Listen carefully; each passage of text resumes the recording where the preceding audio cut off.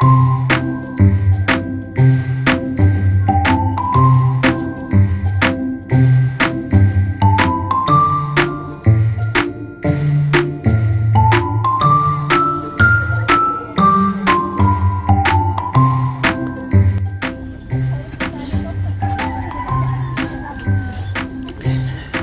ko ba guys, yung mga ka-member ko, mga team parolang ko, yun, no? Mga ang aga nagpahinga, oh, yun.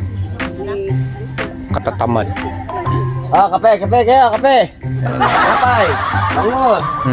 Yan, no? Guys, oh, ang tatamad ng mga member. Oh. Ay, di ba na iuwi? Kasi atura mo inom. Asa na yun?